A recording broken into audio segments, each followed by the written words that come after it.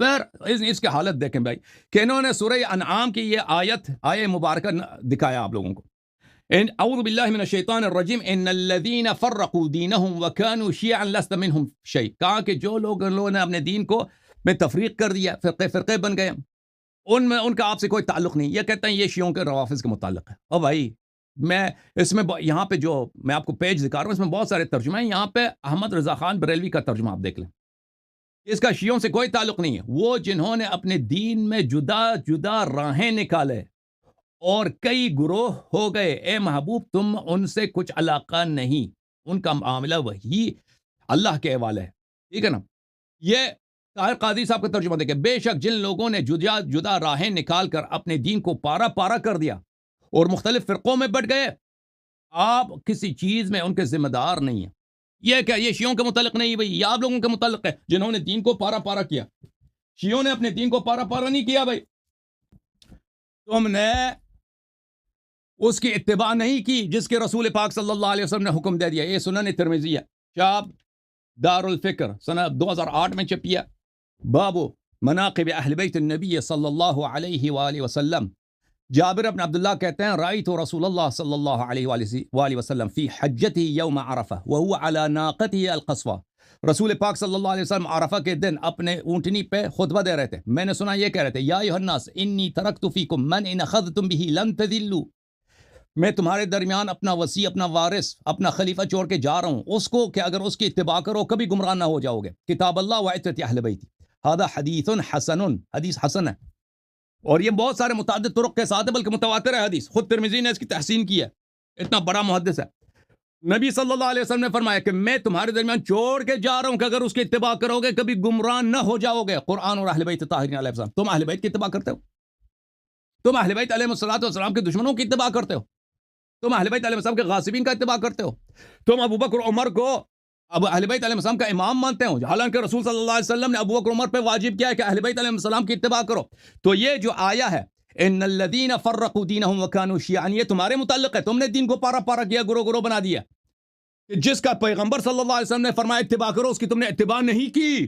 یہ تمہارے ابو بکر عمر نے یہ کیا ہے ان الذین فرقوا دینہم وکانوا شیعا، کہ جس کے رسول پاک صلی اللہ علیہ وسلم نے بولا کہ اتباع کرو اس کی اتباع نہیں کی، فرقے بنا دیا انہوں نے. فرقہ تو ہم نے نہیں بنایا ہے، یہ شیعہ کو تو اللہ اور رسول صلی اللہ علیہ وسلم نے بنایا. فرمایا کہ اہل بیت علیہ السلام کی اتباع کرو. اچھا پھر یہ اپنی کتابوں سے موضوع احادیث لے کے آتے ہیں. بھائی میں آپ کی خدمت میں عرض کروں، یہ ابو بکر عمر کی شان میں ان کو پتہ نہیں ہے. ابو بکر عمر کی اگر تم نے کوئی شان بتانا ہے تو شیعہ کتاب سے کوئی حدیث لے، اپنی کتابوں سے ضعیف احادیث پیش کرتا. یہ کتاب الموضوعات ہے عبد الرحمن ابن علی ابن الجوزی کی. ملاحظہ کریں یہاں پر باب فی فضل ابی بکر قد تعصب قوم لا خلاق لهم يدعون التمسك بالسنة فوضعوا لأبي بکر فضائله. ہمارے گروہ ہے، کہتے ہیں ہم محدث ہیں، انہوں نے ابو بکر کے متعلق جھوٹی احادیث بنا دی، جھوٹی احادیث بنا دی. اچھا پھر ملاحظہ کریں میں آپ کی خدمت میں، یہ آپ کے اپنے اکابر کہتے ہیں کہ انہوں نے ابو بکر عمر کے متعلق احادیث بنا دیا. اچھا اور میں آپ کی خدمت میں ایک اور دکھاؤں کہ آپ کے اکابر نے یہ شرح نہج البلاغہ لابن ابی الحدید الجزء الحادی عشر، یہاں پر وہ علی ابن المدینی سے روایت کرتے ہیں. علی ابن المدینی سے روایت کرتے ہیں کتاب الاحداث میں کہ معاویہ نے حکم دے دیا اپنے دور حکومت میں. بہت لمبی حدیث ہے، میں اس کو نقل نہیں کر سکتا کیونکہ وقت میرا نہیں بنتا. 45 صفحہ نمبر 45 44 پہ اور 46 پہ کہ معاویہ نے حکم دے دیا کہ تم ابو بکر عمر کے فضائل میں حدیث نقل کرو، بناؤ. لوگوں سے کہہ دیا جھوٹی حدیث بنا دو. پیسے انہوں نے بانٹ دیے کہ جو ابو بکر عمر کے فضائل میں حدیث بنائے گا اس کو اتنے پیسے دیے جائیں گے، اس کو دربار سے عطایا مل جائیں گے. تو لوگوں نے بہت سارے احادیث بنا دی، یا آپ کے اپنے بڑے محدثین نے علی ابن المدینی نے اپنی کتاب میں لکھا. ٹھیک ہے نا. تو ابو بکر عمر کے فضائل میں جب آپ کے اپنے اکابر نے شہادت دیا ہے کہ ان کے آپ کی خلافت نے انویسٹ کیا ہے کہ ان کے متعلق احادیث بنائے جائیں، تو لازمی بات ہے وہ احادیث تو آپ کے کتب میں کچھ احادیث تو ہوں گی جھوٹی حدیث ان کے فضیلت میں.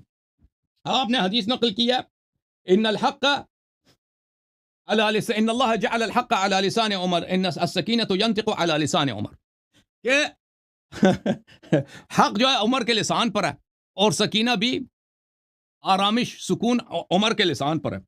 تو بھائی آپ زیادہ جانتے ہیں یا صحابہ جانتے ہیں؟ اور پھر آپ نے کہہ دی یہ جو خیبر میں عمر صاحب بھاگ گئے تھے، فرار کیا تھا یہ، کیونکہ شام کا وقت آ گیا تو یہ بھاگ گئے تھے. کیوں جھوٹ بولتے ہو؟ ایسی حدیث میں ایسا کوئی لفظ ہی نہیں ہے شام کا وقت آ گیا تھا. حدیث کے الفاظ یہ ہیں، یہ مستدرک میں دیکھو، مستدرک کے صحیحین میں حدیث ہے، صفحہ نمبر 298، حدیث نمبر 4395. فجاؤوا یجبنونہ ویجبنہم، شام کا وقت نہیں ہے. فقاتلوہم فلم یلبثوا ان ہزموا عمر واصحابہ، جو ہی یہودیوں نے حملہ کیا ہے عمر کو بگایا وہاں سے. شام کا کوئی ذکر نہیں ہے، عمر کو بگا دیا. اور صحابہ سب نے شہادت دی ہے کہ عمر صاحب کیا بزدل ہے، عمر صاحب بزدل ہے. اچھا اگر عمر حق عمر کے ساتھ ہوتا ہمیشہ، تو پھر قرآن باطل ہے. پھر تو قرآن تو کہہ رہا ہے جو جنگ سے بھاگتا ہے اس کا ٹھکانہ جہنم ہے. اور صحابہ سب کو، صحابہ کو نہیں پتا تھا کہ حق تو ہمیشہ عمر کے ساتھ ہے، کیوں اس کو گالی دینا پیغمبر صلی اللہ علیہ وسلم کے سامنے اور کہہ رہے ہیں یہ بزدل آدمی ہے. اچھا ملاحظہ کریں. اور پھر حدیث نمبر 4393 ذہبی نے بھی کہہ دیا کہ صحیح ہے.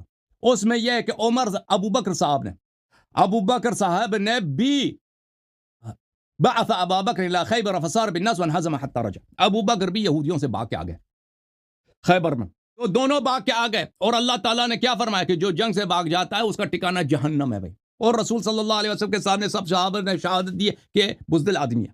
اور نبی صلی اللہ علیہ وسلم نے صحابہ کو نہیں ڈانٹا کہ تم کیوں اس کو کہہ رہے ہو کہ یہ بزدل ہے، بلکہ نبی صلی اللہ علیہ وسلم نے صحابہ کی تائید کی، اس لیے کہ انہوں نے ابو بکر عمر کو کمانڈ سے، سپہ سالاری سے ہٹا دیا اور فرمایا کہ کل میں ایک ایسے شخص کو علم دوں گا جو مجھ سے محبت کرتا ہے، میرے رب سے محبت کرتا ہے، اور میں اور میرا رب ان سے محبت کرتے ہیں، اور وہ واپس نہیں آئے گا جب تک خیبر کو فتح نہیں کرے گا. کرارن غیر فرار، وہ کرار ہے، فرار نہیں ہے.